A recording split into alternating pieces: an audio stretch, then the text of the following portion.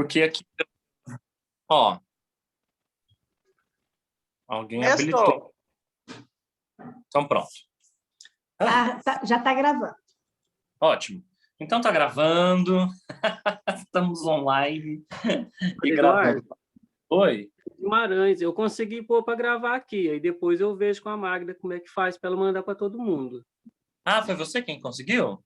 Pô, eu testei no meu computador aqui, ele tá falando aqui que tá gravando, né? Vamos ver. Ah, então ótimo. Pronto. Então, vamos seguindo. É, E aí, depois a gente vê como é que junta esses dois arquivos, né, de áudio.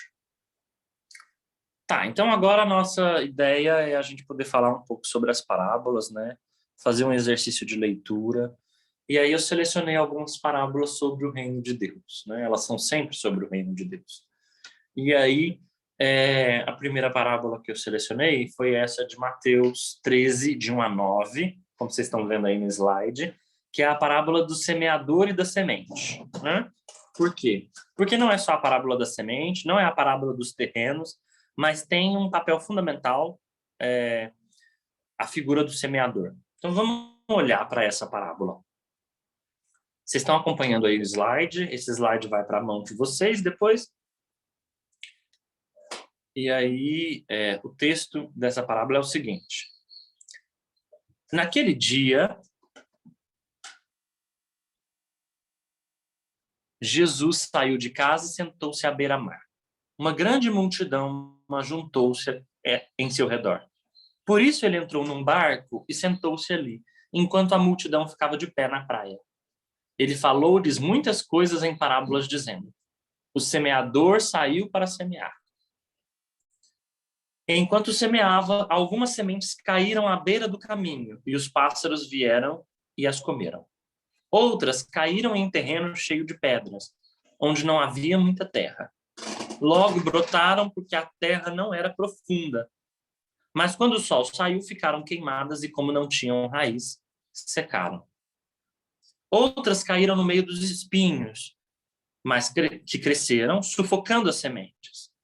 Outras caíram em terra boa e produziram frutos. Uma por 100, outra 60, outra 30. Quem tem ouvidos, ouça.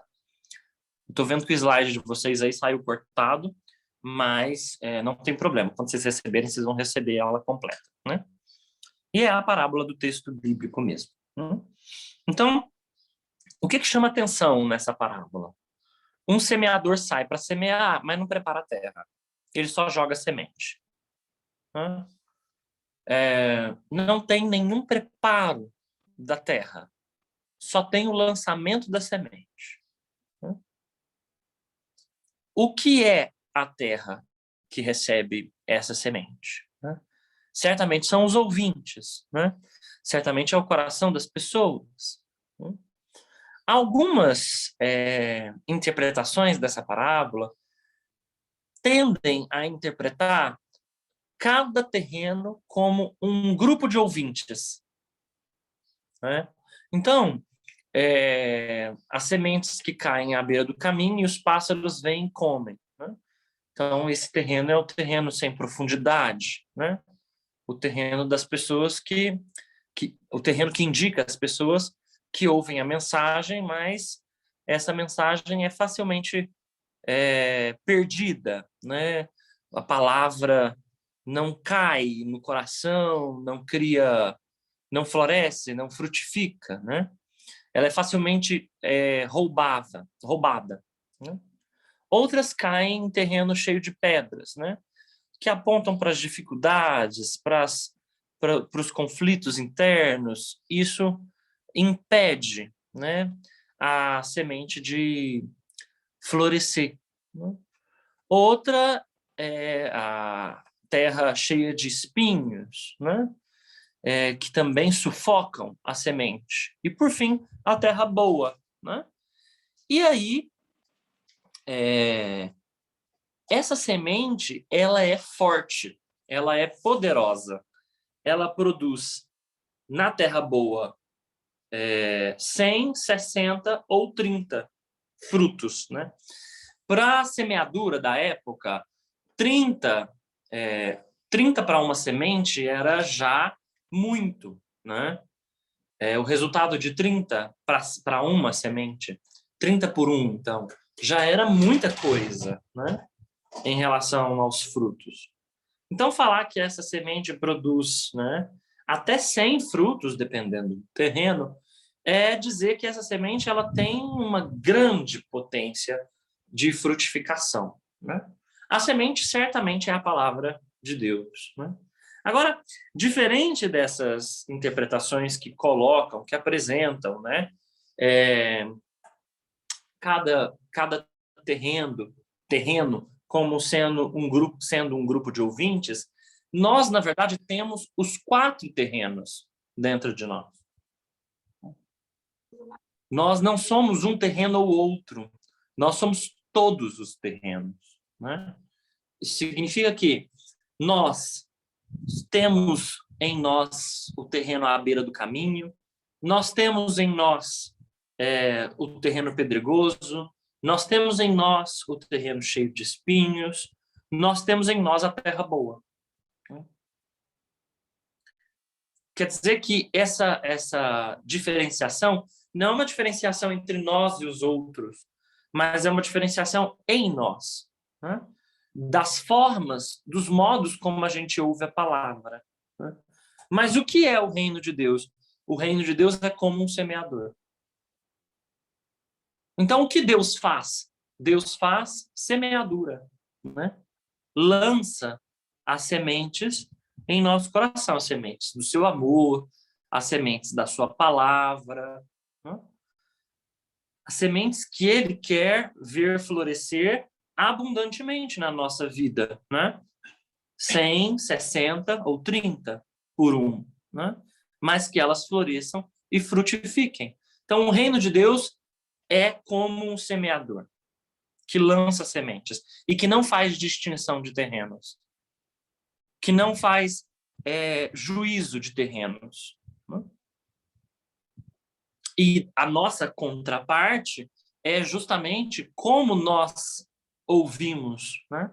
Como nós somos ouvintes, ou melhor dizendo, como a gente deixa florescer em nós essas realidades que Deus semeia, né? Ou semeou em nosso coração, né? Como nós somos capazes de deixar isso florescer.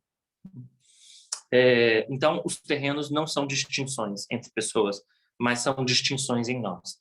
Nós também temos espinhos que sufocam a semente, nós também nos deixamos roubar, quando a gente deixa a nossa esperança ser roubada com muita facilidade pelos pássaros, seja lá o que eles forem, o que eles significarem.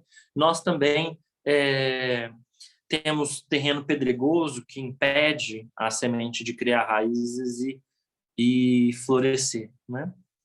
Então, é uma parábola que fala sobre a palavra com a sua potência, a palavra de Deus com a sua potência, sobre o que Deus semeia na vida humana, o reino de Deus como algo que está semeado em nós, né?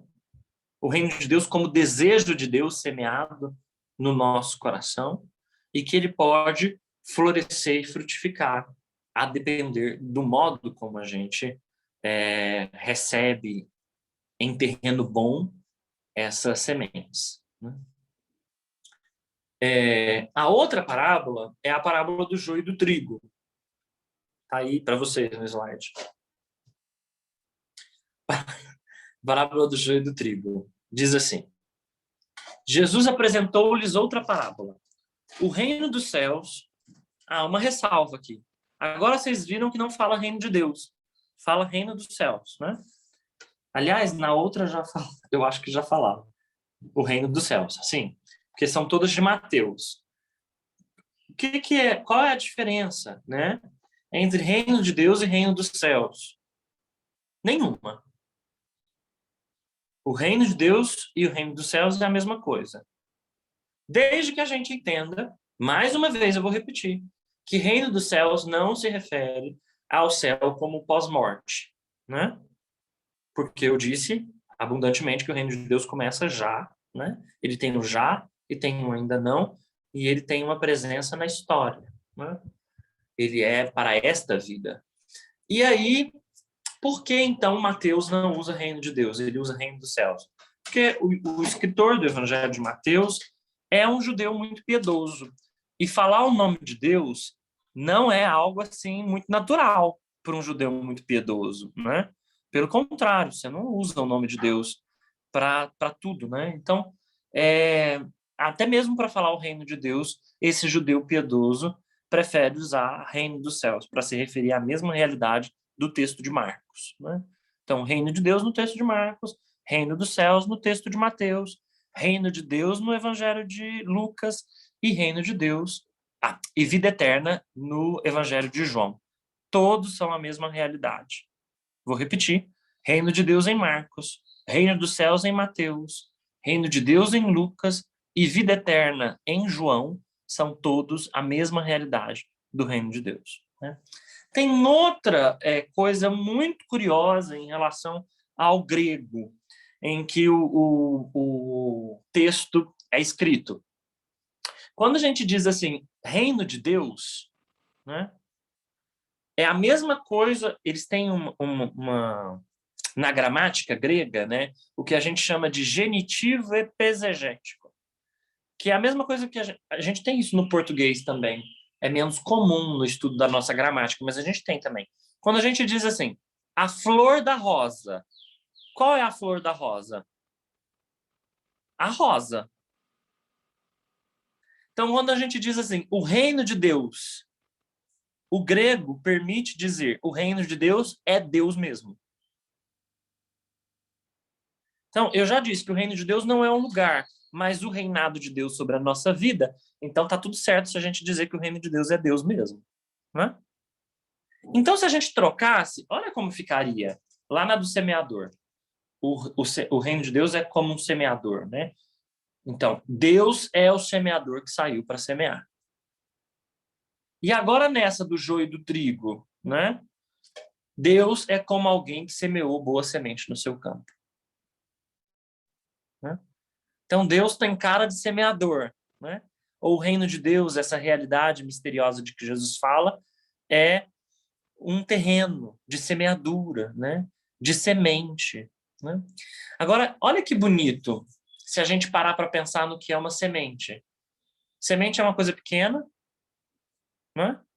Mas que guarda potência grandiosa, né? Semente é algo que plantado a gente não vê, não sabe como a terra trabalha, não sabe como é que ela está ali sendo germinada, mas ela germina, cresce, rasga a terra e produz fruto. Semente tem potência de fruto, né? Então, o que é que a gente pode pensar a respeito disso? O que a gente pode depurar disso em relação ao reino de Deus? Reino de Deus é terreno da semeadura. É vida que floresce e frutifica, né? É vida que dá frutos, que tem frutos, né? E quais são os frutos do reino, né? O que deve florescer e frutificar no reino de Deus? A gente disse um pouco mais cedo, né? A justiça, o amor, a fraternidade, a solidariedade. Isso tudo que faz o reino de Deus acontecer no nosso meio. É florescer e frutificar, né? Então, o reino dos céus, na parábola do joio e do trigo, é como alguém que semeou boa semente no seu campo. A semeadura da boa semente. Enquanto todos dormiam, veio o seu inimigo, semeou joio no meio do trigo e foi embora. Quer dizer que o reino de Deus tem adversário, né? O que é o adversário do reino de Deus? Tudo aquilo que se adversaria ao reino de Deus. A injustiça, né? A maldade, a crueldade, isso, a violência, isso tudo está semeado também, né? O nosso coração é de onde podem nascer as fontes da vida, mas é de onde nascem também as violências, né? As páginas bíblicas guardam essa distinção muito bem guardada, né? E muito bem clara. O nosso coração é de onde procedem as fontes da vida, mas o nosso coração é de onde nascem os males também, né? Então, há aquilo que é adversário do projeto do reino de Deus, né? Mas o trigo e o joio crescem juntos, né? Crescem ao mesmo tempo, né? E há uma surpresa diante da realidade do joio. Há uma surpresa para nós diante da realidade do mal, da injustiça, né?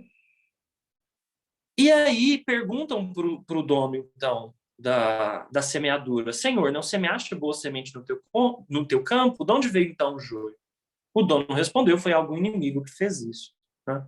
Tem quem se oponha, então, ao projeto de Deus, ao reino de Deus. Enquanto há quem planta semente boa, isso é uma realidade fenomenológica, é um fenômeno da vida. Onde há gente que planta coisa boa, há gente que também planta coisa ruim, né? E de dentro de nós nascem ambas as realidades, né? Então, de novo, não se trata de separar. Eu sou do grupo do trigo, você é do grupo do joio. Não, pelo contrário, trata-se de perceber que essas duas realidades podem encontrar nascedouro em nós, né? E aí os servos perguntam ao dono: queres que vamos retirar o joio? E aí o choque da parábola é: não, disse o dono. Pode acontecer que ao retirar o joio, arranqueis também o trigo. Deixai crescer um e outro até a colheita. Isso é muito interessante de perceber, porque o reino de Deus não é o reino do juízo apressado. Não é o reino da condenação do outro, né? Da condenação impaciente do outro. Nem do juízo. O juízo não cabe, né, aos cristãos. O juízo fica para a hora da colheita, né? Não se trata de os cristãos, né? Isso para as primeiras comunidades ficava muito claro, né? Não são os cristãos que devem fazer juízo uns dos outros, né? Decidir quem é joio e quem é trigo, mas antes se perguntar que frutos tem dado, né? Se os frutos que dá são frutos que os fazem reconhecer-se como trigo ou como joio, né? Porque as duas coisas podem nascer do coração. E, afinal, é pelos frutos que se reconhece, né? O que é o joio e o que é o trigo. É em nós, né? Também. E nesse sentido, né, convém que a gente não tenha pressa, né? Deus não tem pressa, né? Porque aquilo que parece joio pode, na verdade, mais tarde se revelar trigo. E aquilo que parece trigo pode mais tarde se revelar joio.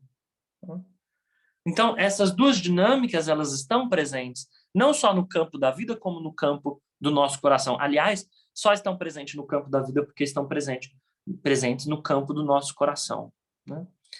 E há aqui um escândalo da paciência, né? O escândalo da paciência. O reino de Deus, ele é paciente, né? Não faz juízos apressados, não faz separações condenatórias, não faz separações do nós versus eles, que é, por exemplo, o que está na raiz dos fundamentalismos religiosos. Que fundamenta o que fundamenta o fundamentalismo é bem redundante, né? Mas o que está na raiz do fundamentalismo religioso? Essa separação, nós versus eles. Nós, trigo, eles, joio, né? Essa é uma heresia católica, inclusive, né? Muito comum, né? Que é a heresia de catarismo, né? Que é nós somos puros, eles impuros, né? É uma heresia católica, um grupo que se reconheça puro em relação a outros, né? Um grupo que se acha mais santo que outros, né? Que acha que o seu terreno é só terreno do trigo e não tenha lá os seus joios também, né? Então, no momento da colheita, direi aos que cortam o trigo: retirai primeiro o joio e amarrai-o em feixes para ser queimado. Quer dizer que também tem um tempo da colheita, um tempo de reconhecimento daquilo que em nós é joio, né? Isso precisa, no momento do reconhecimento, ser arrancado logo, né? Mas nós também precisamos ter um discernimento e uma paciência em relação a nós mesmos, né? Tem uma poesia não sei se é bem uma poesia, mas uma frasezinha da Clarice Lispector que diz assim, né? Até cortar os nossos próprios defeitos pode ser perigoso. A gente nunca sabe qual é o defeito que sustenta o edifício inteiro. Então, é nesse sentido que até arrancar os nossos joios apressadamente pode ser perigoso. Porque na hora que a gente está querendo, no afã de querer arrancar os nossos joios rápido demais, a gente pode arrancar o trigo. Não é? É preciso um certo discernimento e também uma certa paciência conosco mesmos. Não é? Que é dessa paciência conosco que nasce a paciência com o outro. Não é? Geralmente, gente muito azeda com o outro e que exige muita imperfeição, que exige muita perfeição do outro, né? Certamente essas pessoas não dão conta de lidar com o seu próprio terreno mesclado, seu próprio terreno ambíguo, cheio de ambiguidades, né? E de contradições. Então, essa parábola aponta para o caráter do reino de Deus, que é o caráter do não juízo, que é o caráter da paciência, que é o caráter do discernimento. E o discernimento se faz pelo fruto, não é? Pelos frutos que a gente gera. E, a partir do discernimento, pela atitude.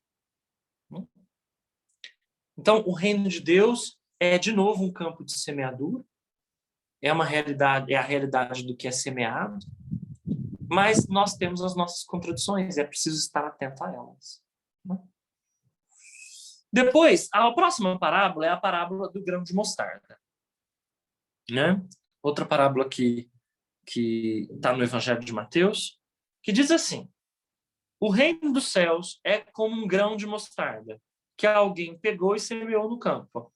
Embora seja menor de todas as sementes, quando cresce, fica maior que as outras hortaliças e torna-se um arbusto, a tal ponto que os pássaros do céu vêm fazer ninhos em seus ramos. Como o povo, na época de Jesus, esperava que o reino de Deus fosse uma realidade grandiosa, espetacular. O povo esperava que o reino de Deus fosse uma realidade fantástica, né? E que ele fosse chegar com o mesmo fantástico da expectativa, né? E, de repente, Jesus aponta que o reino de Deus não é como algo espetacular, mas é como uma semente de mostarda. Não é como os cedros do Líbano, né? Não é como as árvores portentosas do Líbano, não. É como uma sementinha de mostarda, a menor de todas as sementes. Então, o reino de Deus, ele não começa pelas coisas grandiosas. Ele começa pelas coisas pequeninas. O reinado de Deus se faz no pequenino, no desimportante, no cotidiano, naquilo que às vezes que passa, né, por nós de forma desatenta, né? Aquilo que passa por nós como se não merecesse tanta atenção. Então, como uma semente de mostarda, pequeno, aparentemente desimportante, aparentemente insignificante. O reino de Deus se faz de coisas insignificantes, de coisas que não ganham a mídia, de coisas que não ganham os holofotes, de coisas que não ganham o espetáculo. Especialmente numa cultura do espetáculo, o reino de Deus se faz de coisas discretíssimas, né? De ações discretas, de situações cotidianas, de circunstâncias de vida, que são aquelas do instante em que a gente põe atenção, do instante em que a gente põe cuidado, da vida onde a gente põe beleza, da beleza que a gente põe em cada segundo, né, da nossa existência. É aí que o reino de Deus acontece, né? E, embora essa semente seja pequena, ela tem potencial de vida, né? Ela tem o potencial de ser uma grande hortaliça. O texto joga com a hipérbole aqui, que a mostarda é a maior de todas as hortaliças. Não é a maior de todas as hortaliças, mas aqui a parábola joga com a hipérbole, com exagero, né? Para dizer que a semente tem potência de vida, né? E ela é tão potente que ela serve de abrigo para os pássaros. Para que o reino de Deus acontece? Para servir de abrigo. O reino de Deus é para ser abrigo para os pássaros, para as pessoas encontrarem ninho, né? Não é para ser antes uma instituição religiosa de domínio, né? De domínio dos outros. Não é antes para exercer poder sobre os outros, sobre as consciências, sobre os corpos. Não. Antes é para ser casa, né? Lugar de aninhar-se, de encontrar sombra, espaço, né? O reino de Deus é, então, nesse sentido, espaço de morada, né? Espaço de cuidado, espaço de poder aninhar-se, né? E os pássaros vêm de todos os lugares fazer seus ninhos, né? Nesse reino. Então, é um espaço aberto. Então, a parábola da semente de mostarda mostra duas coisas muito importantes. O reino começa com um insignificante, aquilo que a gente acha que é desimportante, né? As sementes pequenas da nossa vida, e tudo isso tem potencial de vida, né? É como algo que se faz em cadeia, né? Algo que se encadeia do pequeno pro grande, né? Mas sem exigir espetáculo, sem exigir cena, sem exigir holofote, mas apenas se oferecendo como casa, como morada, né? A outra parábola é pequenininha e é muito significativa, que é o fermento na massa, né? Que diz assim: e contou-lhes mais uma parábola.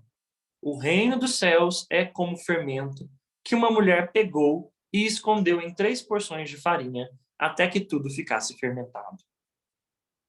Então, mais uma vez tem um aspecto aparente da parábola, que é o escondimento do fermento. Fermento ninguém vê. O fermento, ninguém está vendo a sua ação, né, a olho nu, mas ele está agindo dentro da massa, fazendo a massa crescer, fazendo a massa se desenvolver. Então, é essa ação do reino de Deus. Ela, dentro do mundo, dentro da história, vai fazendo a massa da história, do mundo, da vida, se desenvolver, né? Não aparece a olho nu, mas a presença de Deus é atuante. Deus é como um fermento, né? Deus atua como um fermento dentro dessa massa, que é o mundo, que é a história, né? E muitas vezes invisível aos nossos olhos. Esse é o aspecto aparente dessa parábola. Mas tem um outro aspecto muito interessante aqui. Primeiro, é uma mulher que acrescenta o fermento na massa, né? E aí, aqui, vocês sabem muito bem que a mulher, que existe uma diferença entre o pão que é feito para o exercício cultico, para o exercício sagrado, porque o pão é sem fermento, né? O pão é ázimo, e o pão que é usado com fermento. Porque fermento na época de Jesus não é pó royal, fermento na época de Jesus é levedo, né? E levedo é considerado impuro na época de Jesus, é considerado uma impureza, né? Então, nós não temos aqui uma parábola sobre o exercício do culto com pães ázimos, porque aqui é fermento incluído na massa. Nós não temos uma parábola sobre varões, homens do sagrado, fazendo um culto sagrado, mas nós temos uma mulher que acrescenta fermento na massa. E uma mulher, geralmente, na época de Jesus, passa por... Geralmente não, né? Uma mulher, na época de Jesus, passa por períodos de impureza, né? Uma mulher, na época de Jesus, não é contada no exercício do culto, né? Só depois, em meios mais liberais do judaísmo, é que a mulher é admitida. Mais liberais, não na ortodoxia judaica. Aí, Jesus conta justamente uma parábola sobre uma mulher que tem períodos de impureza e acrescenta um fermento que é impuro dentro da massa, e isso é o rosto do reino de Deus. Que absurdo isso tudo para os ouvintes de Jesus. Porque é a mesma coisa que dizer, olha, o reino de Deus não acontece só pela ação cultica. Aliás, acontece menos pela ação cultica e muito mais pela ação das pessoas que são consideradas impuras. Acontece pelas mãos daqueles que são excluídos, daqueles que são desprezados, daqueles que não são contados.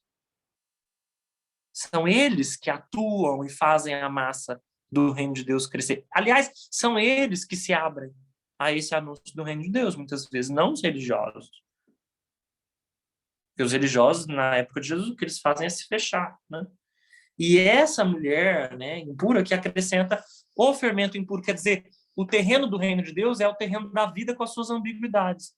Não é o terreno só não é o terreno do sagrado que quer eliminar as ambiguidades. É o terreno do cotidiano. É aí que acontece o reino de Deus, onde estão presentes as ambiguidades humanas. E isso é muito radical na pregação de Jesus.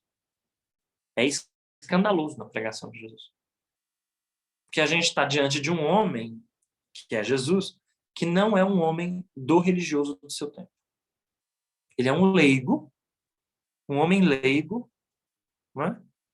Que inclusive se opõe à religião do seu tempo, porque o sagrado do seu tempo é violento. O sagrado do seu tempo é excludente. O sagrado do seu tempo é discriminador. E o reino de Deus começa por esses que são excluídos, violentados e postos à margem, como nessa parábola se mostra. Depois, outra parábola selecionada é a parábola do tesouro e da pérola, né? Que está em Mateus 13, de 44 a 46. Diz assim: o reino dos céus é como um tesouro escondido num campo. Alguém o encontra, deixa-o lá bem escondido e cheio de alegria, vai vender todos os seus bens e compra aquele campo. O reino dos céus é também como um negociante que procura pérolas preciosas. Ao encontrar uma de grande valor, ele vai, vende todos os bens e compra aquela pérola. Quem é que garante que esse sujeito que encontrou um tesouro, enterra o tesouro, vai, vende tudo que tem, vai voltar para o lugar onde enterrou o tesouro e vai achar o tesouro? Quem é que garante que o tesouro vai ficar ali enterrado no mesmo lugar, que outra pessoa não pode achá-lo e tomá-lo? Quem é que garante que ele acha, encontra o próprio lugar onde ele enterrou o tesouro? Porque ele não pode localizar o lugar, porque se ele localizar o lugar, outras pessoas o encontram. Quer dizer, não é com isso que a parábola está jogando, né? A parábola está jogando com um absurdo para mostrar, com a hipérbole, de novo, com exagero, para mostrar o seguinte, né? O reino de Deus é como um tesouro enterrado na vida, né? Escondido no terreno da vida, né? Que vale deixar tudo por causa dele, né? Que ele é o que há de mais precioso na vida. Encontrar-se com o reino de Deus é ter se encontrado com o que há de mais fundamental na vida. Quando a gente encontra com o que há de mais fundamental na vida, o resto é resto, né? Quando a gente encontra com aquilo que é mais significativo, né, para a gente, com aquilo que alimenta a nossa vida, o resto tem uma importância, evidentemente, mas tem uma importância relativa a esse tesouro, né? O próprio Evangelho de Mateus vai dizer: onde está o seu coração, aí está o teu tesouro. Então, o reino de Deus é um convite a colocar o nosso coração em Deus, para que esse seja o nosso tesouro, né? Para que essa seja a nossa realidade mais profunda e mais valiosa, né? E mais significativa da vida. Encontrar, experimentar Deus como realidade significativa da vida, né? Tem gente que experimenta Deus não como um tesouro, né? Tem gente que experimenta Deus não como uma realidade significativa da vida, que dá força, que dá coragem para viver, né? Que dá valor à vida. Não, pelo contrário, experimentam um Deus completamente alheio à vida, né? E a parábola mostra o reino de Deus, ou Deus mesmo, como esse tesouro escondido que enche o coração de alegria quando encontrado. É um tesouro que enche o coração. Não é um tesouro que a traça corrói, né? Não é o tesouro que se perde. Então, aponta para aquele tesouro que é o que é mais fundamental para o nosso coração, né? O que é mais valioso para o nosso coração. Depois, a mesma lógica está em relação à parábola da pérola, né? Que está aí junto, né? Ao encontrar uma de grande valor, vai e vende todos os bens em busca daquela pérola, né? Importa, então, estar em busca daquilo que é mais fundamental para a gente, né? Daquilo que é mais valioso para o nosso coração. Depois, essas parábolas, vocês viram, são parábolas de Mateus, né? Tem as grandes parábolas do Evangelho de Lucas, né? Que são as parábolas do capítulo 15. Tem 3 grandes parábolas, grandes porque muito conhecidas, no Evangelho de Lucas, que estão no capítulo 15, especialmente, e aí eu acho que faz sentido a gente olhar para elas também. A primeira é a do pastor, da ovelha perdida e reencontrada, né? Por que eu não estou chamando de parábola da ovelha perdida? Porque não é a parábola só da ovelha perdida. Essa ovelha perdida foi reencontrada. A parábola dá especial destaque para o fato dela ser reencontrada. E não é só a parábola da ovelha, mas é a parábola do pastor também.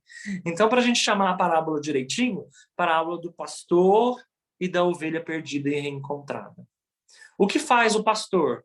Ele perdeu uma ovelha, ele deixa as 99 e vai atrás da que ele perdeu. Eu já citei isso no início, quando eu estava falando da poética, né, da criatividade da parábola, para dizer, olha, a parábola está jogando com exagero para mostrar o quanto é importante, né, alcançar a todos, não perder ninguém, né? O quanto o reino de Deus está voltado para os doentes, nos termos de Lucas, né? Está voltado para os pecadores, está voltado para aqueles que estão perdidos, né? E o grande aspecto assim das 3 parábolas de Lucas é a festa que está no reencontro, né? Encontrou a ovelha perdida? Festa. Encontrou a moeda perdida? Festa. Encontrou o filho perdido? Festa. Né? Nas 3 parábolas, o que nos aguarda no final, né? No final da nossa conversão, não é castigo, não é punição, não é chibata, não é o juízo de Deus, mas é festa, banquete, né? É a realização de Deus mesmo, na nossa realização, né? Ao encontrá-lo e ao experimentar a sua graça, né? Então, essa primeira parábola do pastor e da ovelha perdida e reencontrada tem essa dinâmica. Algo se perde, algo se encontra, algo se festeja, né? Algo está perdido, Deus é quem procura, Deus é quem encontra, Deus é quem salva e faz festa com esse encontro e com essa salvação.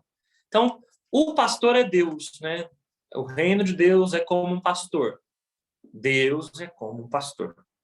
Lembram que a gente pode fazer essa troca, né? Depois a segunda parábola do capítulo 15, a moeda perdida e reencontrada, né?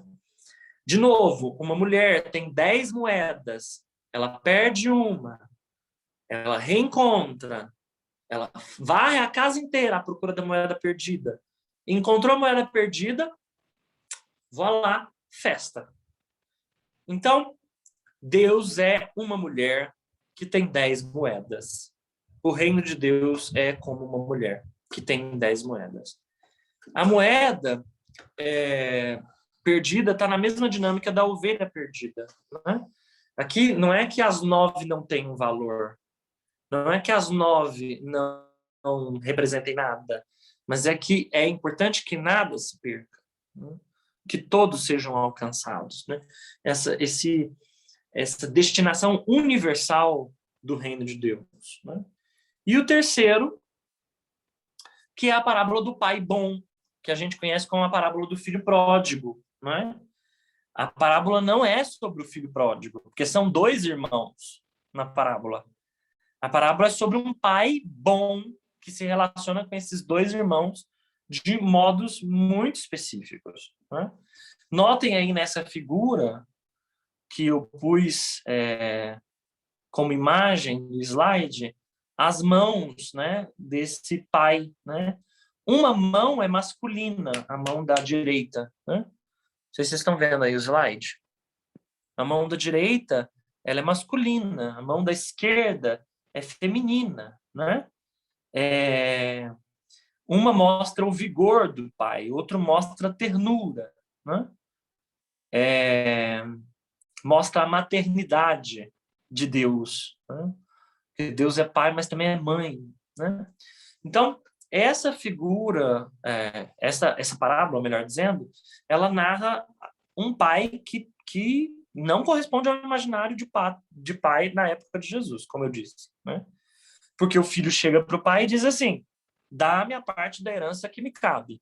Ou seja, você morreu. Eu estou pedindo a herança porque você está morto, né? Então, um pai na época de Jesus que ouvisse tal mensagem do filho faria exercer a sua força. Né? Um pai numa cultura patriarcal, como era a cultura de Jesus, faria a sua força ser exercida e não daria herança nenhuma e ainda colocaria o filho no lugar dele. No entanto, o que o pai faz é dar a herança. O filho vai, gasta tudo, então por isso o filho pródigo, por isso a gente se acostumou a chamar o filho de filho pródigo, porque ele é um filho gastador, gasta tudo, se consome, né? Consome tudo e se consome. E aí, nesse momento, ele experimenta, né, o amargor de ter gastado tudo, de passar fome, de se experimentar numa situação de completa depauperação assim, dos seus direitos, da sua dignidade. E aí é nesse momento, né, que ele não tem nem sequer a comida dos porcos para comer. O que para um judeu é absurdo também, né? Judeu não come carne de porco, porque é comida impura, né? Agora, viver entre os porcos, né? E não ter de comer nem a comida que os porcos têm para comer é a baixeza da baixeza, né? A indignidade da indignidade, né? Conviver entre os animais impuros, como os porcos, e não ter de comer nem isso. Então, esse filho lembra, essa parábola é interessante, porque esse filho lembra, na casa do meu pai eu tinha comida, né? Eu tinha pão. Então, eu vou voltar para a casa do meu pai e vou dizer assim, trata-me como um dos teus empregados. A parábola não diz assim, nossa, o filho arrependeu de ter dito para o pai, dá a minha parte da herança. A parábola não diz assim, nossa, o filho reconheceu que matou o pai em vida pedindo herança. A parábola não diz assim, nossa, o filho pensou no pai com amor, lembrou como o pai era amoroso e resolveu voltar. Nada disso. A parábola diz, na letra, preservando a instância da letra, a parábola diz, eu tive fome, eu tive fome, né?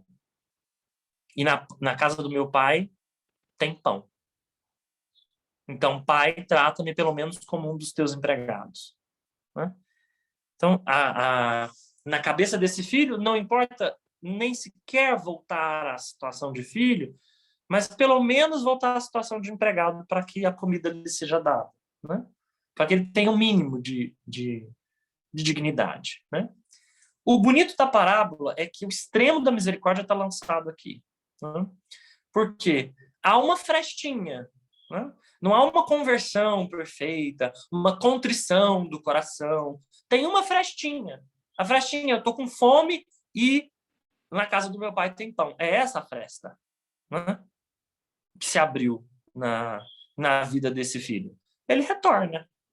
No retorno, a cena do Evangelho é uma das coisas mais lindas que alguém já poderia ter escrito, né? Não sei o que vocês acham, mas eu acho lindo. O pai vê o filho de longe. Ele não espera o filho chegar. Ele vai até o pai. É ele quem corre. O pai não espera o filho chegar, melhor dizendo, é ele quem corre ao encontro do filho. Então ele vai correndo ao encontro do filho. Antes que o filho possa dizer o que ele ensaiou, né? Antes que ele possa dizer o texto que ele imaginou, o pai o abraça. Mas esse filho esteve junto com os porcos, não comia nem a comida dos porcos, ele está numa situação de impuro. Tocar o impuro é se tornar impuro. O que esse pai, que é o pai bom, faz? Abraça, sem preocupar-se com a impureza, né? Acolhe, sem preocupar-se com as desculpas. Tem uma senhorinha que, quando a gente fazia pastoral em Belo Horizonte, ela dizia assim, olha, dessa parábola eu só não entendo uma coisa. Por que esse pai não deu um banho nesse menino, né? Precisava dar um banho nele, estava lá com os porcos, né? Simplesmente é uma indagação interessante, né? É muito simples, mas muito interessante, assim, dar um banho nessa pessoa que estava junto com os porcos. Mas a parábola não tem a preocupação com isso.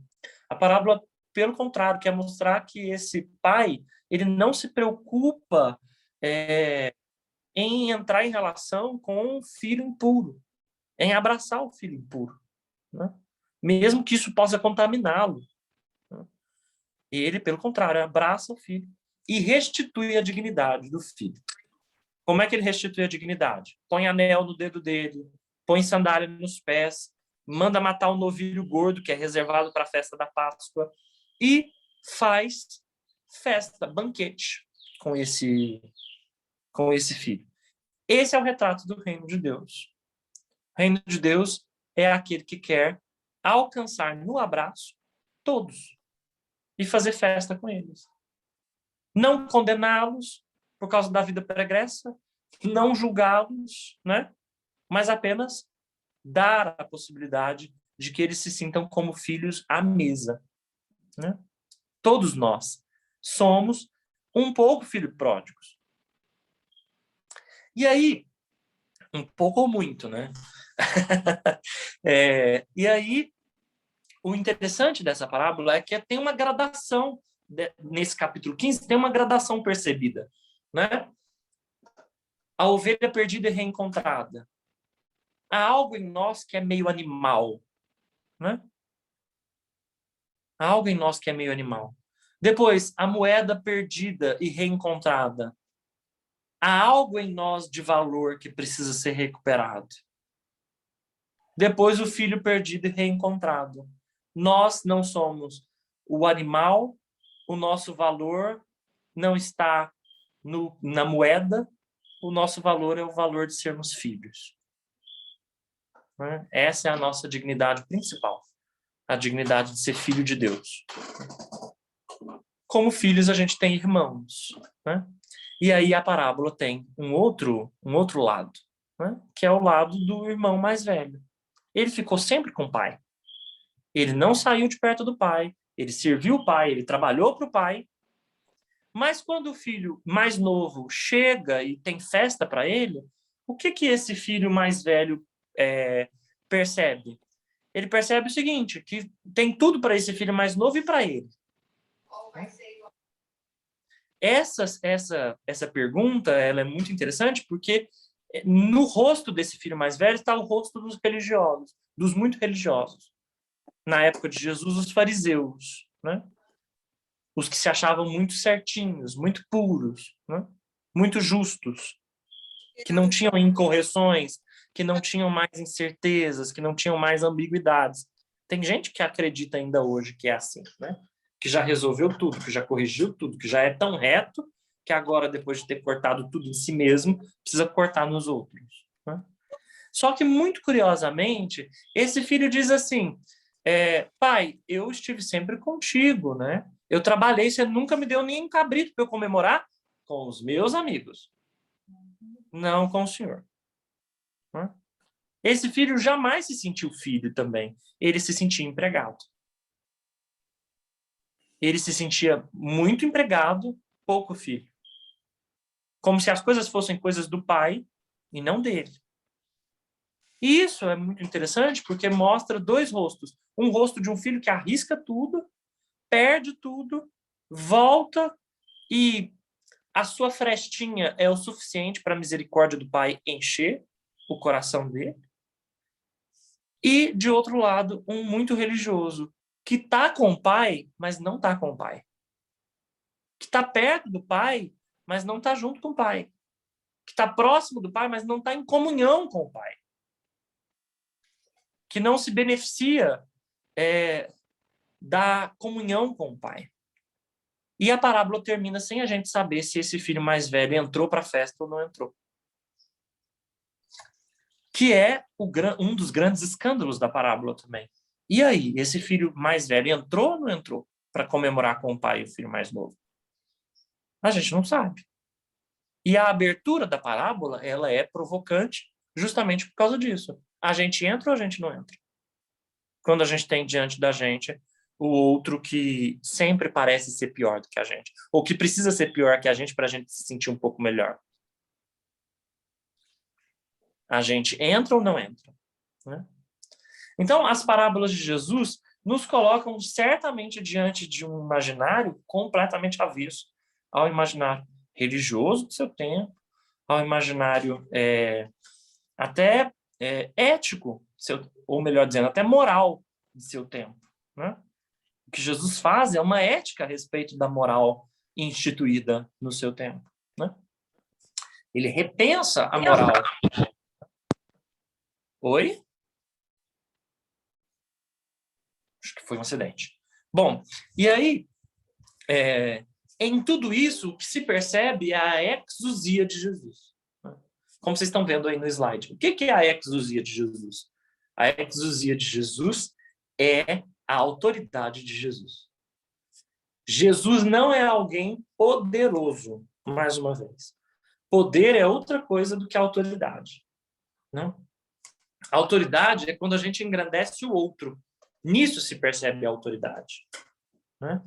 Poder é quando a gente se engrandece no exercício do poder. Né? Quando a gente, para exercer o nosso poder, precisa diminuir o outro. A autoridade não. Jesus, ele tem autoridade. As pessoas se perguntam, de onde que vem essa autoridade? Ele não é o filho de Maria? Ele não é o filho de José? Né? A gente não conhece os seus irmãos, a gente não conhece as suas irmãs. Como é que é possível de onde que vem tudo isso? Né? De onde ele vem essa autoridade para expulsar demônios? Né? Então, Jesus Cristo ele tem autoridade porque ele é autorizado pelo Pai. Né? O Pai o autoriza na força do seu Espírito. Né? Então, tudo que Jesus faz, ele não faz sem o Espírito de Deus. Né? Não existe cristologia sem pneumatologia. Né? O que é pneumatologia? O discurso sobre o Espírito Santo. E cristologia, eu já disse, o discurso, o estudo sobre Cristo. Não existe Cristo sem Espírito. A atuação do Cristo é a atuação do próprio Espírito de Deus, agindo nele. Né? Então, ele é um autorizado do Pai.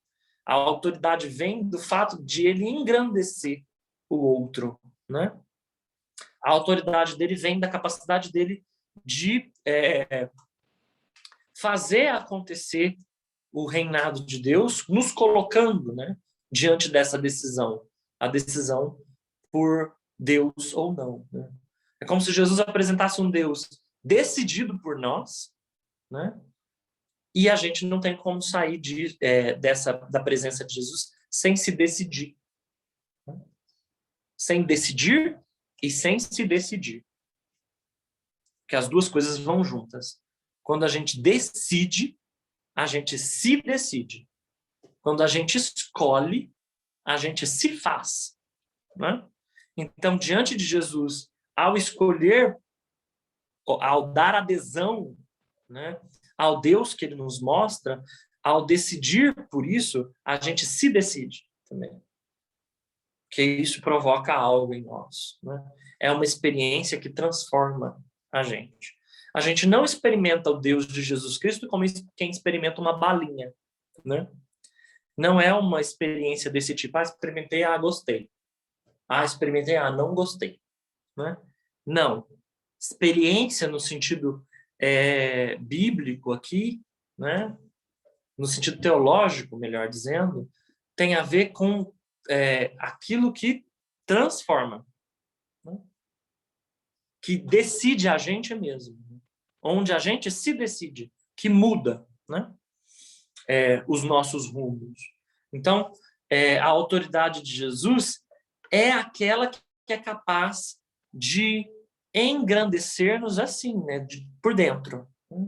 Não engrandecer-nos em, sabe? Em poder, em status, em fama, em enriquecer-se. Não, mas de engrandecer-nos no sentido de que alarga o coração e a nossa capacidade de viver e de amar, né? Inclusive de ser, né? Tem um teólogo alemão, acho que é alemão, o Paul Tillich, que ele fala que a grande autoridade de Jesus é despertar em nós a coragem de ser, né? Porque a gente não tem coragem de ser, no sentido de que a gente não tem coragem de viver. A gente não tem coragem de ser porque a nossa unicidade está prejudicada. O que isso quer dizer? Que o nosso caráter de únicos está prejudicado. E por que ele está prejudicado? Porque a gente quer ser outro, porque a gente quer ser o que o outro quer que a gente seja, porque a gente passa a ser o que o outro quer para ser aceito, porque a gente passa a viver uma vida hipócrita para ser acolhido dentro de grupos, né? A gente passa a deixar de exercer a nossa liberdade porque a gente tem medo dela. A gente passa a parar de viver porque a gente tem medo da vida. Não é nem da morte, é da vida mesmo, né? E aí a gente vai vivendo uma vida assim, amesquinhada, apequenada, sem coragem de ser. A autoridade de Jesus alarga a gente porque ela desata isso, né? Ela reafirma a nossa unicidade. Nós somos únicos para Deus, né? Nesse sentido, o Filho único de Deus é Jesus Cristo. Mas é você, sou eu, é a Mariazinha, é o Joãozinho. Todos nós somos filhos únicos de Deus. E no único que é Jesus Cristo, né, nós somos chamados a realizar aquilo que Deus mesmo sonhou para nós. Então é como se a gente imaginasse assim, o único e dele os desdobramentos, cada um de nós como único, né? O único que é Jesus e dele todos nós, né? Chamados a ter coragem de ser, né? Aí, de novo, a gente devolve a pergunta. Então, quando é que vem o reino de Deus? Quando é que virá o reino de Deus? E vamos deixar a própria Sagrada Escritura responder, né? A própria Sagrada Escritura diz: o reino de Deus não vem de maneira espetacular, como a gente viu nas parábolas. O reino de Deus não se poderá dizer dele: ei-lo aqui, ei-lo ali, como se fosse espacial, como se fosse geográfico. Pois o reino de Deus está no meio de vós. Então o reino de Deus está entre um eu e um tu. Ele está nesse laço, né, que a gente chama de nós, não à toa, né? Porque nó é complicado, né? Nó é difícil, né? Nó tem as suas complicações, né? Mas é no meio entre eu e você, né, que se dá o reino de Deus, né, com as suas exigências. Então ele é da dinâmica, eu vou repetir, das relações, é da dinâmica da ética, né? É da dinâmica da decisão frente a um outro, né? Um outro que tem rosto. Foi esse reino de Deus que Jesus anunciou. E ele não o anunciou como poder, como conquista, né? Como a conquista de um trono.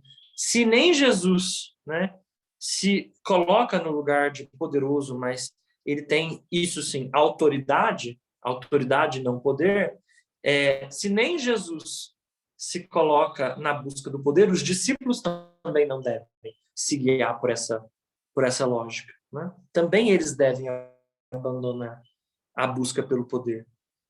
né? Quem quiser ser o maior, seja o menor.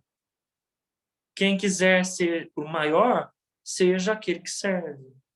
Vocês me chamam de mestre e senhor. De fato eu sou. Mas se eu que sou mestre e senhor, lavei os pés de vocês, lavai os pés uns dos outros. Então, Jesus, não há um Jesus nos evangelhos que defenda qualquer projeto de poder. Há um Jesus que tem autoridade e a sua autoridade nos engrandece, mas o caminho é sempre o caminho do serviço. Então, é por isso que ele escolhe a criança, né? O evangelho desse domingo é este, né? Ele escolhe uma criança, põe no meio deles, no meio da multidão, e diz: quem quiser ser o primeiro, seja como uma dessas crianças, né? Seja o menor. Né? Então, o reino de Deus, ele tem um aspecto de insignificância, né? Por causa desse instante, do cuidado para o instante e para o insignificante, e ele também é reino destinado aos pequeninos e que começa pelos pequeninos. Os sábios e entendidos, eles não conseguem acessar a realidade do reino de Deus, porque os sábios já sabem tudo. O que eles podem aprender, além do tudo que eles já sabem, né? Os sábios e os entendidos já conhecem tudo. O que mais que eles podem conhecer? Né? Eles já se acreditam perfeitamente saciados. O que mais eles podem acessar? O reino de Deus serve para quem se relaciona com as próprias faltas, para quem conhece as próprias faltas, né? Para quem conhece os próprios furos da existência, né? Então, tem uma frase de Mateus que expressa muito isso. Os preferidos do reino são os pequeninos. Né? Escondeu isso dos sábios e dos entendidos e revelou aos pequeninos. Então, os pequeninos do reino são aqueles que têm abertura ao anúncio, né, de Jesus. É interessante que quando Jesus faz envia os seus discípulos, né, no Evangelho de Mateus, e depois no discurso missionário, ele diz exatamente isso, né? Como ele percebe que a missão foi recusada por parte dos sábios e dos entendidos, mas como isso não dissuade, não o desconvence, assim, vamos usar essa palavra, não o dissuade de continuar na missão, né? De seguir anunciando. Pelo contrário, o que ele faz é louvar o Pai, porque os sábios e os entendidos não entenderam, mas os pequeninos entenderam. Os pequeninos entenderam porque eles se abriram. Não é porque eles sejam moralmente melhores, não é porque eles sejam perfeitos. Não, é justamente porque eles são imperfeitos. E justamente porque eles se relacionam com os próprios furos e faltas. E justamente porque eles têm abertura. Né? Então, esses são os preferidos do reino. Então, o que nós temos é um reino de Deus, um reinado de Deus, e esse Deus é Deus dos crucificados da história, dos desprezados da história, dos malquistos, né? Mal vistos. Esses são aqueles que entram primeiro no reino. Né? Essa é a fé que Jesus tem, né? A fé que Jesus tem em Deus. Jesus teve fé? Teve. Porque fé é isso, é relação. Né? Fé é experiência com Deus. Fé é resposta a Deus. Fé é a capacidade de ouvir e responder. Então, Jesus é um homem de fé. É um homem que responde ao seu Pai. E a gente chama isso na teologia de fides Iesu, né? A fé que Jesus tem. Né? E essa fé fundamenta o seu agir, fundamenta a sua ética. A fé nesse paizinho que é amoroso, misericordioso, que busca os perdidos, que põe a vida em primeiro lugar, que põe a lei em relação à vida e não a vida em relação à lei, que põe a vida como exercício sagrado, né? E não os sacrifícios. Né? Esse homem que tem esta fé age desse modo, de acordo com a fé que tem, que ele experimenta no seu íntimo. Né? E é essa fé que vai levá-lo para a cruz. E nesse momento, Jesus poderia recusar tudo aquilo que ele disse? Poderia. Poderia dizer assim, não foi bem isso que eu quis dizer. Vocês me entenderam mal. Olha, não é bem aí, gente. Vamos... né? Eu estava no calor da emoção.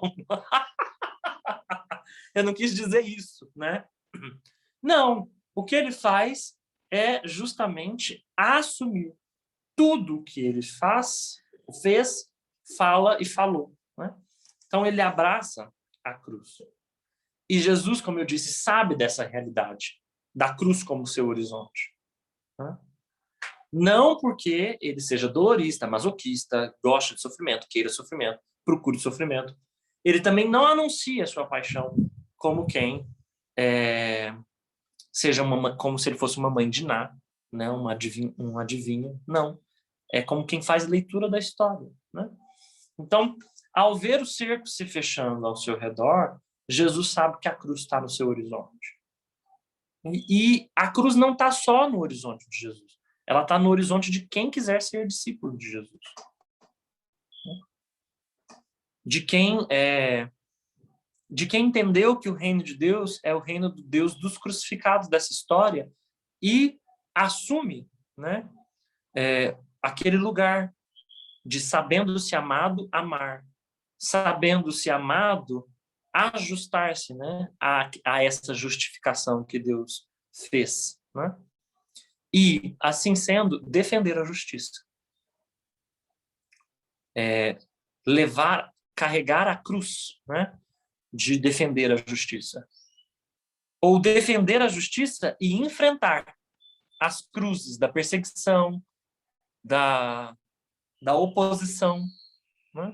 Porque quando se decide, quando você se decide pela justiça, quando você se decide por um projeto de misericórdia, por um projeto de bondade, certamente a oposição a isso aparece. Ela se faz presente, né? E aí desistir disso é desistir de uma cruz da qual o cristão não deveria desistir, da qual ele não deveria recuar. Né?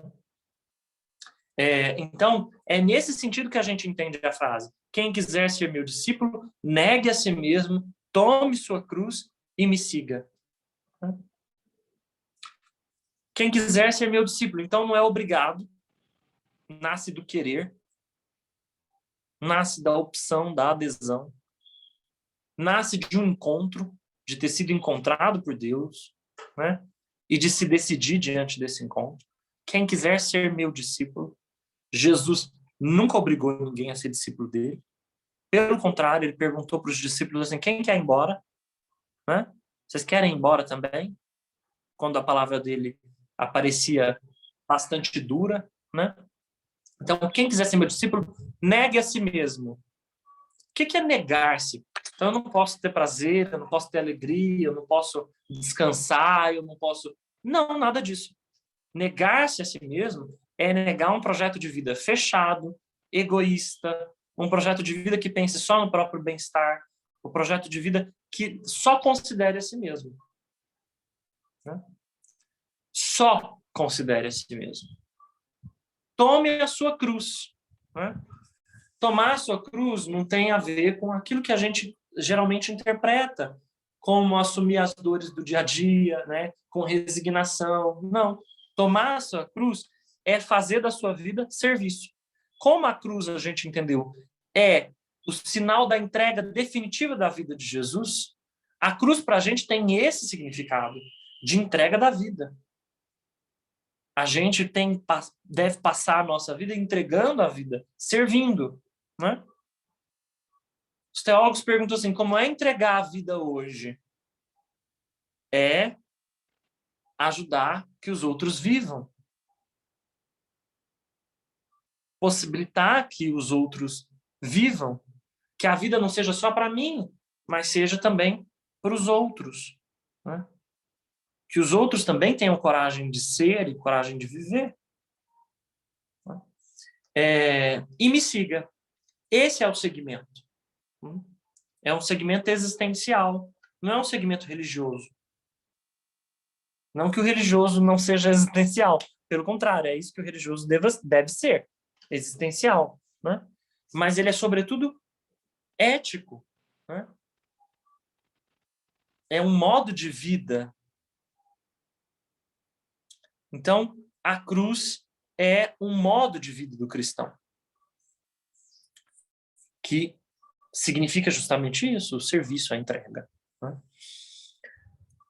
E aí tem uma frase dos cartuchos, né, que diz assim: Stat crux dum volvitur orbis. O mundo gira, mas a cruz permanece. O mundo se movimenta, mas a cruz, ela está fixa. Né? Esse é o caráter existencial do cristão. Né?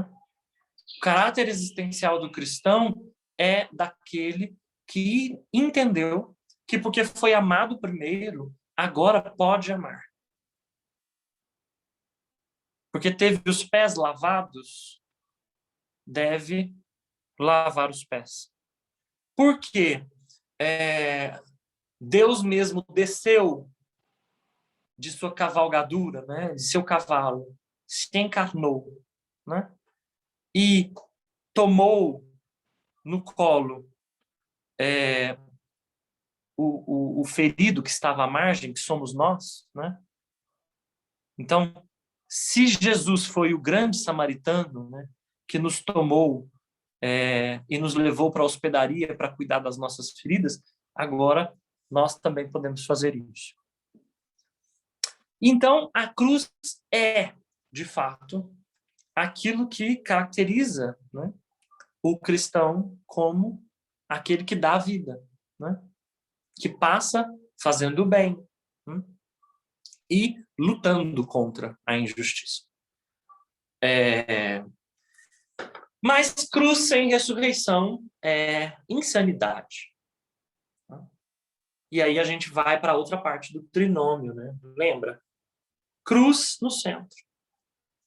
A gente foi lá na encarnação, né? Viu como é que Jesus fez opções que o levaram para a cruz. Agora, a gente precisa entender que a cruz não é a última palavra sobre a vida de Jesus. Ela é uma palavra penúltima. Tem ares de definitividade, tem ares de ser o fim, mas não é o fim. Porque depois da cruz, começa um rumor.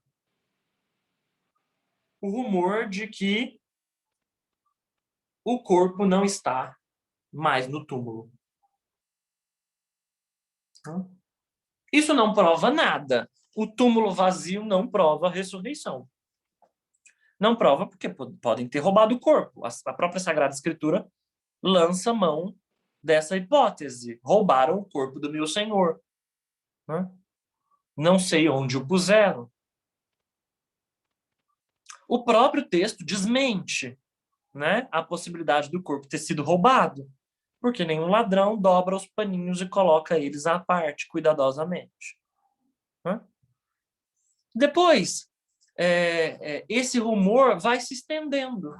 Né? É o rumor de um acontecimento que a gente não sabe o que é. Ninguém sabe o que se passou dentro do túmulo. O que a nossa fé afirma é que Cristo foi levantado. Ele foi ressuscitado. Ressuscitado pelo Pai na força do Espírito Santo. Então, e disso, nós vemos um túmulo vazio. Um túmulo vazio, né, que gera rumores. Até que cada um dos discípulos experimente ele mesmo a ressurreição. Porque com a morte do mestre, né, morreu uma expectativa, morreu uma ideia de Messias, morreu aquilo que muitos estavam acreditando que ia acontecer, morreu uma esperança. Então, depois da morte de Jesus, há medo e desesperança. O que sobra da morte de Jesus? Discípulos desesperançados e amedrontados, achando que o que aconteceu com o mestre pode acontecer justamente com eles. Os próprios textos mostram os discípulos fechados por causa do medo, diz o texto. O que fecha é o medo. Então, por causa do medo, fechados. E a ressurreição vai atingindo cada um deles, a comunidade dos discípulos e cada um em particular. Nesse sentido, a ressurreição não aconteceu aos nossos olhos. Vejam bem o que eu estou dizendo. Não aconteceu a olhos nus, a gente não sabe o que se passou lá dentro do túmulo. O que a nossa fé diz é que Jesus foi levantado pelo Pai. Há o desaparecimento do corpo, que não prova nada, que só nos distrai. Há um rumor de ressurreição que começa quando o Cristo ressuscitado começa a ser uma experiência para cada um dos discípulos e para a comunidade dos discípulos. Então, a ressurreição atinge a comunidade de fé. A ressurreição que aconteceu com Cristo ressuscita os discípulos que também morreram na desesperança e na tristeza e no medo, né? Morrer, portanto, tem que ver com cessação cessação do aparelho biológico, né? Mas tem que ver com também desesperança, com medo, né? Com deixar de viver, né? Tem muita gente que morre antes de morrer. Essa é a experiência dos discípulos, de morte antes da morte. Então, a ressurreição que acontece com Cristo, que o levanta da morte e o insere na vida de Deus mesmo, né? Essa ressurreição também precisa acontecer com os discípulos que morreram antes da morte, por causa da desesperança e do medo. Então, a ressurreição também é salvífica, não é? Salvífica porque a morte não tem a última palavra. Salvífica porque, por causa da ressurreição, a morte perde o seu vigor, no sentido de que os poderes da morte perdem o seu vigor. Quais são os poderes da morte? Desesperança. Não existe ferramenta mais poderosa para controle das pessoas do que a desesperança. Então, ela é uma ferramenta das estruturas de morte. Gente desesperançada não faz nada, né? Gente desesperançada só desespera, né? Depois, medo. O medo também é uma ferramenta de controle das estruturas de morte, dos poderes da morte, né? Tristeza, né? A tristeza que nunca é deitada fora, né? Sentir tristeza é uma coisa muito natural, especialmente diante da morte, mas quando ela nunca é deitada fora, mas amarra a vida, né? E aprisiona a vida para sempre. Então, nesse sentido, esses discípulos mortos antes da morte também precisam experimentar a ressurreição. E a ressurreição põe fora o medo, a desesperança e a tristeza que amarra a vida, né? Então, o que começa como um rumor passa a ser uma experiência de fé. E essa experiência de fé é tão viva, mas tão viva, causa tantos discípulos que eles, causados, rompem com o medo, a tristeza, a desesperança e passam a anunciar que o mestre não está morto, mas vive, né? E aí tem três paradigmas, três discípulos que eu tomo aqui como modelos, né? Para a gente pensar um pouco mais sobre esse rumor de que a vida resiste, né? O rumor de que a morte só tem a penúltima palavra, mas não a última, né? O primeiro é Madalena, né? Que é esta mulher que vai ao túmulo de madrugada para ficar perto do mestre, perto do corpo do mestre, né? De madrugada, de dentro da noite ainda, quando o sol não nasceu, né? Um caminho de luto, de tristeza é o que ela faz até o túmulo, né? Um caminho de uma mulher certamente apaixonada pelo mestre, né? Mas que vai procurar no meio dos mortos aquele que não está morto mais. E aí ela vê o túmulo vazio. O túmulo vazio é sempre uma distração. O que importa é a experiência que ela faz com Cristo ressuscitado, que chama ela pelo nome. Maria, ou Miriam, né? E aí é nesse chamamento, o pastor conhece as suas ovelhas pelo nome. É nesse chamamento que Maria reconhece o mestre. É muito interessante que o primeiro anúncio da ressurreição seja feito por mulheres. O primeiro anúncio da ressurreição, a primeira apóstola da ressurreição é uma mulher. Isso também é escandalizante. A Sagrada Escritura podia ter sumido com isso. Se ela tivesse sumido com isso, o anúncio da ressurreição seria mais confiável. Com todo respeito, o que eu estou querendo dizer é que, na época de Jesus, a palavra das mulheres não tinha confiabilidade. Se a Sagrada Escritura tivesse apenas preocupada com provar a ressurreição de Jesus, né? Sem se preocupar com a verdade, né?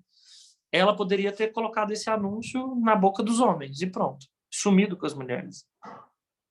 E a palavra teria mais confiabilidade. O fato de ela não esconder que são mulheres que fazem o anúncio da ressurreição, né? Aqui no Evangelho de João, Maria Madalena, mas no Evangelho de Marcos são as mulheres que vão até o túmulo, né?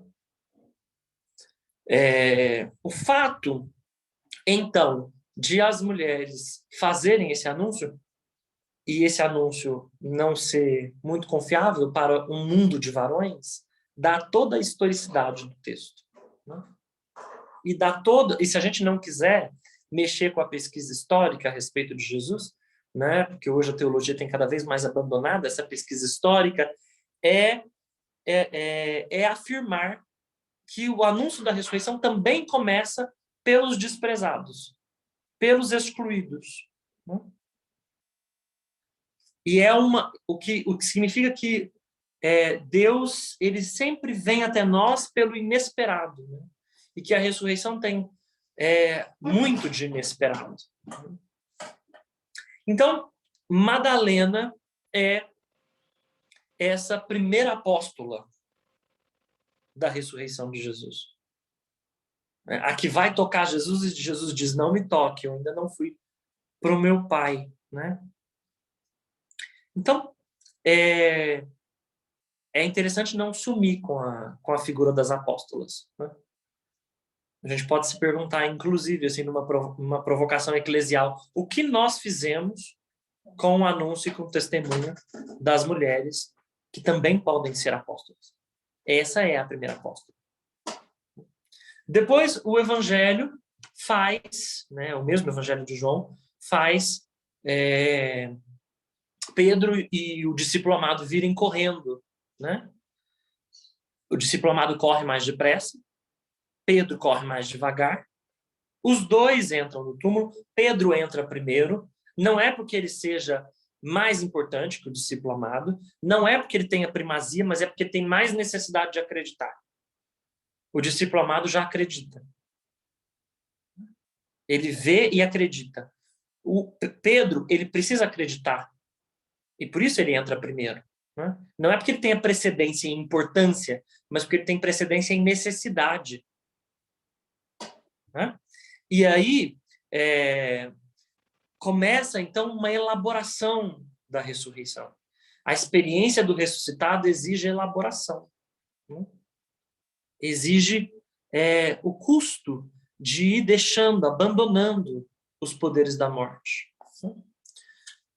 Segundo discípulo, Tomé, né? Que é um discípulo que não está com a comunidade quando a comunidade está fechada por causa do medo. E aí, Jesus aparece para os discípulos, né? Então, a experiência do ressuscitado é feita em comunidade. É com a comunidade reunida que pode se experimentar o Cristo ressuscitado. A ressurreição do Cristo é uma experiência da comunidade de fé. Só que essa comunidade de fé está com medo. Por que Tomé não está no meio desses discípulos? Porque ele não tem medo. Então, o único discípulo que não está amedrontado é Tomé.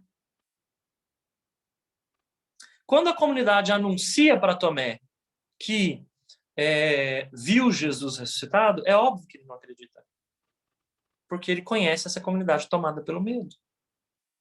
Tomé não acredita não é porque falte fé em Cristo, é porque falta fé na comunidade. E é por causa disso, né, que ele diz, então eu também quero fazer a minha experiência. Né? Não é suficiente que a comunidade tenha feito a sua experiência se eu não fizer uma experiência. Então a experiência do Cristo ressuscitado, ela também é feita particular e individualmente, por cada um de nós. Né? Como liberação, como libertação da potência da morte, das forças da morte. E aí Jesus aparece para Tomé. E ele pode, então... e aí Jesus diz, então toca na minha mão, toca no meu lado. Né? Reconhece pelas minhas mãos, reconhece pelo meu lado o que é que eu sou, o que é que eu fiz. Né? O Evangelho não diz que Tomé toca, como a figura mostra aí. Né? A figura mostra Tomé colocando o dedo no lado de Jesus. O texto não diz que Tomé chega a tocar, ele acredita. Né? Ele se ajoelha e diz, né? Meu Senhor e meu Deus. E aí o texto faz uma provocação. Não é preciso ver para acreditar. Né? A ressurreição não está no campo do olho. A ressurreição, ela não diz respeito a ver. Ela diz respeito a acreditar com os olhos da fé. Né? Com os olhos do coração. Né?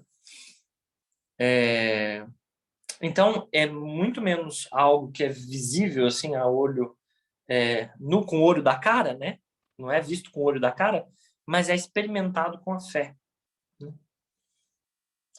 Depois, o terceiro, Pedro, né? E os discípulos à beira da praia. Né? Quando Pedro vai pescar com os discípulos, ele disse assim, eu vou pescar. Depois da frustração, o que Pedro faz? Volta para a vida de antes. Quer voltar para a mesma vida, né, de antes. Então ele está amarrado, enredado, né, nos poderes da morte. E aí ele diz, vai pescar. Ele quer ser líder também da comunidade. Vou pescar. E a comunidade vai toda com ele. Né? O que é interessante é ele querer assumir essa liderança. Apesar de frustrado, apesar de enredado pela culpa de ter negado o mestre e pela tristeza da morte do mestre. E aí, o Senhor aparece à beira da praia. É o Senhor, ele pula na água rápido e vai em direção ao Senhor. Né? Então, E com Pedro, eles não pescam nada. Muito diferente de quando Jesus, que está à beira da praia, diz, lancem as redes. E eles pescam. Quem chefia a comunidade? Quem é o mestre da comunidade? Não é Pedro. É Jesus. É com ele que a pesca rende. Com Pedro a pesca não rende. É com Jesus que a pesca rende. E, no entanto, essa é a oportunidade de Pedro se ver de novo diante do mestre. Né? É a sua experiência de fé. De experimentar um Cristo que não só quer os peixes, né? Traga os peixes, mas também já serve os peixes para eles na beira da praia. Né? Então, Jesus já ofereceu algo. Jesus não quer só o que nós possamos oferecer, ele também já oferece algo. E aí, A oferta que Jesus faz, né, é de comida, de refeição. Um fantasma não come. Um fantasma não come. Então, Jesus não é um fantasma. Mas uma pessoa de carne e osso também não atravessa paredes e lugares fechados. Cristo atravessa lugares fechados. O que o texto está querendo dizer? Que ele não é um fantasma, os textos, né? Ele não é um fantasma, mas ele também não está nas mesmas circunstâncias que nós estamos, preso ao espaço e ao tempo. Né? O texto diz que a ressurreição é de outra ordem de vida. Jesus não ressuscitou para poder morrer de novo. Né? Ele não foi levantado dos mortos para poder morrer de novo. A ressurreição insere Jesus numa outra forma de vida, que não está presa ao espaço e ao tempo. Mas também não faz dele um fantasminha camarada, que né? Um fantasminha camarada. Não, pelo contrário, ele come, dá de comer. Ele faz comunhão com os discípulos. E aí, a pergunta para Pedro, né? Tu me amas? Pedro, tu me amas? Pedro, tu me amas? 3 vezes, né? Para Pedro finalmente ter a possibilidade, né, de se redimir da sua negação, né? 3 vezes também contra o mestre. Então, tudo isso para dizer que a ressurreição, ela é salvífica também. Ela também nos desamarra dos poderes da morte. Né? Ela também nos alcança. Há outras inúmeras passagens sobre a ressurreição que a gente não vai conseguir percorrer aqui, mas que fica assim bem evidente, assim, o que eu quero que fique bem evidente é isso, que não é só a morte que nos salva, né? É todo o mistério pascal da vida de Jesus. Sua morte e sua ressurreição. E mais ainda, é toda a vida de Jesus. Então, vida, morte e ressurreição de Jesus. É o que nos salva. E uma cristologia que esquece, né? Que esqueça a cruz, né? E esquece de algum modo que foi a vida de Jesus. Uma cristologia que esquece que Jesus morreu, né? Não porque o Pai queria o sangue do Filho, mas ele morreu porque entregou a própria vida e não fugiu à morte. Né? Uma cristologia que esquece essa cruz, esquece o que foi a vida de Jesus. E uma cristologia que esquece a cruz, né? Ela tem sérios problemas, porque ela tende a esquecer os crucificados também. Uma cristologia que não lembra que Jesus morreu, né? Tende a esquecer a série de pessoas que continua sendo crucificada ainda hoje, por sérias razões, por diversas razões. Né? E uma cristologia que esquece a ressurreição, né? Que só acentua a cruz, mas esquece que a cruz é só a palavra penúltima, mas é a ressurreição que tem a palavra última, tende a parar no desespero, a parar na tristeza e a parar na morte. Né?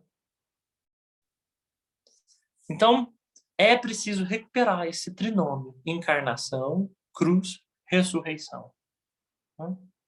Para que a gente possa passar do dolorismo para o desejo. Né? A gente já não pensa mais a cruz com esse dolorismo, não é masoquismo, não é resignação, mas é o desejo de vida. Desejo de viver, mas de não viver um projeto de vida fechado, mas de viver aberto ao outro, aberto à natureza, aberto a Deus. Né? De encontrar em nós esse tesouro que faz a vida ter sentido. Né? Então, passar do dolorismo ao desejo. Passar do desejo ao prazer. Né? Não é proibido ter prazer.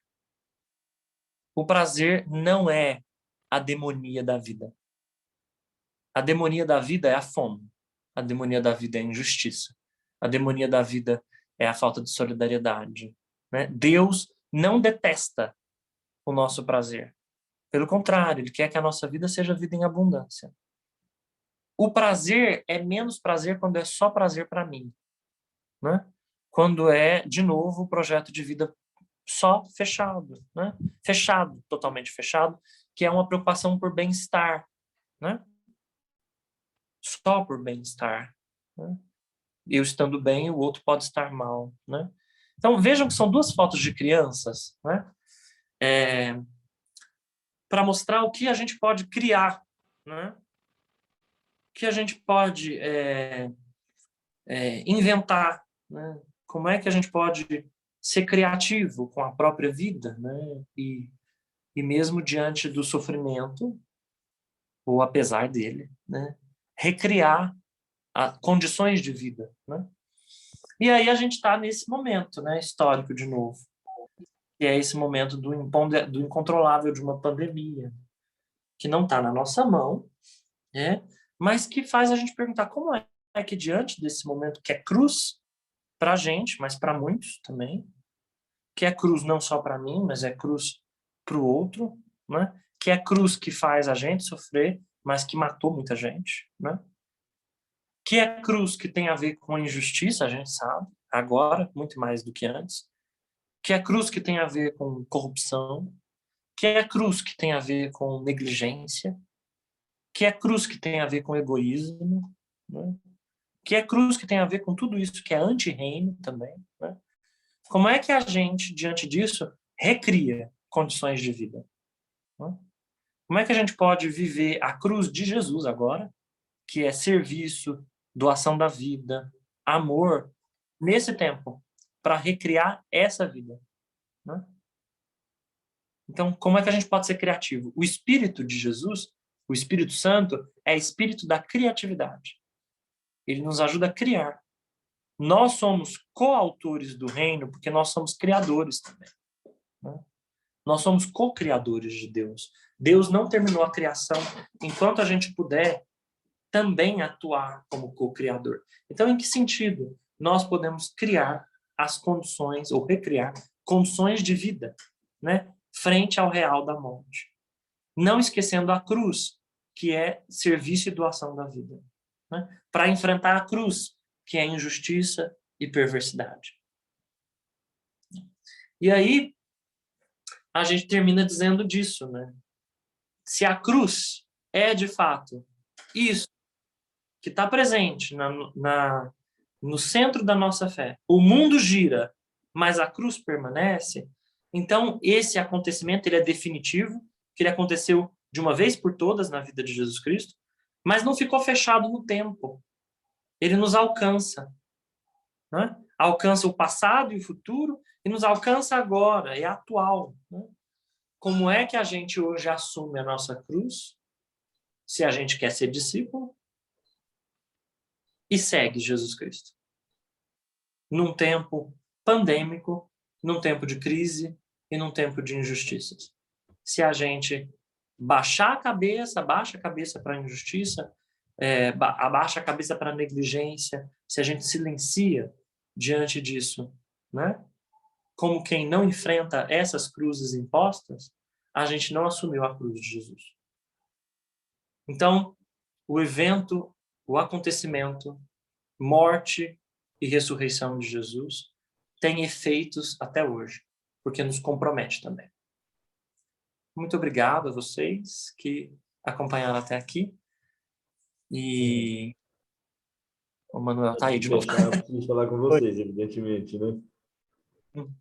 O Oi? Alberto já havia dito que não iria entrar, mas consegui. Vocês viram que eu entrei já mais ou menos por volta de 10 horas.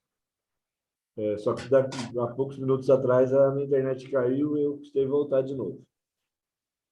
Assim, além de agradecer de novo pela sua brilhante explanação, agradecer a presença de todos e todas no encontro, né?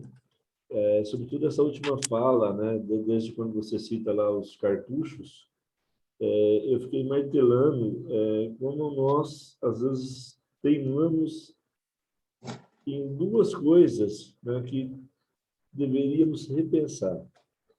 A primeira é de recusar sentir a dor do outro, né? Também a dor do outro.